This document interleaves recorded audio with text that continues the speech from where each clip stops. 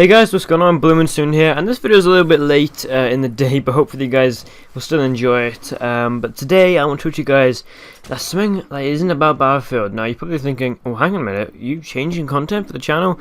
And no, I'm not. But you're also probably thinking, oh my god, finally something different aside from Battlefield. And honestly, I am as well.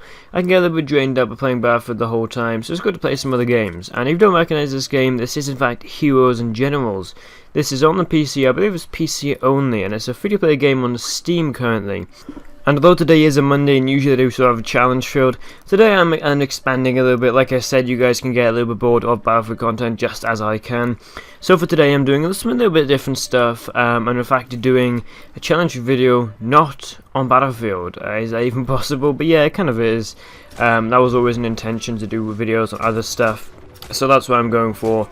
And in fact today, like I said, we're playing this game. There is no real challenge because this game isn't too challenging, but the whole challenge is playing the game, making it, you know, not really a realistic game, but the game itself is pretty realistic, and it's supposed to be fun to do. Again, it's nothing super challenging, but it's just fun to do and fun to just play a different game and try something else. Now, this game, in terms of realism, isn't like millions of miles above anything else. In actual fact, it's realistic without being to the point where it's just getting to a crazy level. If you've played the game Insurgency, that game, as I understand it, I haven't actually played it myself, but I've seen a lot of gameplay of it. That game is just to the point where, for me, it just starts to become a little bit of a question if you really go that far in a video game. But I'm sure it's pretty fun, and someday I mean to pick that game up just to give it a go. But this game doesn't sound too far in realism. It has things like, you know, guns act more accurately. One thing that always makes me laugh is if you have a sniper rifle and you have this massive hip-fire reticle, and even though the gun is pointing straight forward, somehow the bullets go at like an impossible 90-degree angle coming out of the barrel, and you know, maybe, you know, they just fly ages away, you know, just millions of miles away from it aiming, even though you're actually pointing the gun straight forwards. This game does actually have features that you can see here when I shoot. The hypervertical does actually increase, but it's still pretty much wherever I point the gun, it's going to shoot. But obviously at range, that's going to be pretty inaccurate, and isn't really going to do too well. And as you can see, the guns as well, they recoil somewhat realistic, and they do quite a bit of damage as well. I believe semi-autos kill in 2 to 3 shots, and then 1 for a headshot. That's pretty good. And that's sort of more like realism as I understand it. And also, guns sway side to side quite a bit when you aim with them.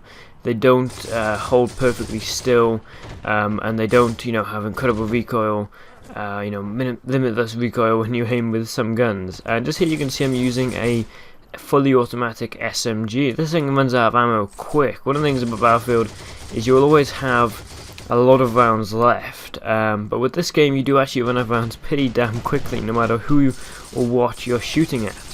And though in terms of realism there are a few things that are missing, you know, maybe you can have gun jams, the fact you actually know how much ammo you have left, you have a heads-up display telling you when you kill somebody, telling you how many points you've got, stuff like that, you know, they're the sort of things that in a game, but obviously you have no idea in real life.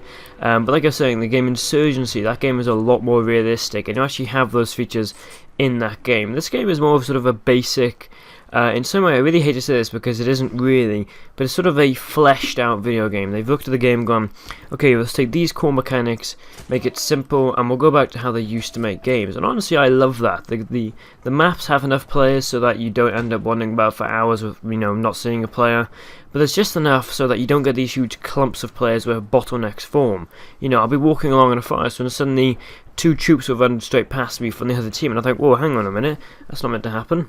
And to give an example, if I was playing Battlefield and I ran past 2 guys from the other team, they would both turn around, instantly see me and shoot me, probably because I have a huge target above my head from where I've been spotted. But in this game you do actually have still spotting, but it's usually pretty faint.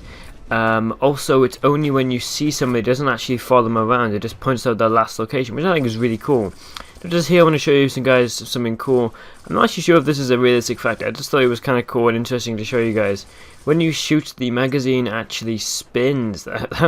Again, I'm not sure if it's actually realistic, because I believe it has 1 feed, so I don't know if it's just the top part of the magazine that's spinning, that spins with the bullets, or if it's actually the entire box, the entire dish of a magazine is spinning. And just here as well some clips of the Mos Nagat. This weapon is just so cool. There's a lot of really cool stuff in this game. I just think it's awesome, you know. They don't really make World War II games like they do these days. And finally here, if you're a gun buff and you know about the Maxim, this kind of made me laugh. They have 4 Maxims all strapped together with one trigger that is designed as an anti-air weapon. That just kind of made me laugh, seeing as the Germans have the advanced stuff, and so do the US, and the Russians just have 4 Maxims tied together. I kind of thought that was funny, and hope that you guys enjoy the video. Don't forget to like, share, and subscribe. I'll be doing more videos on this, but none. I'll maybe do one more, and then a few more after that. But obviously, Battlefield Hardline comes out in a bit. So until then, guys, my name is Blue Monsoon. Hope that you guys enjoy the video. Don't forget to like, share, and subscribe. Blue Monsoon out.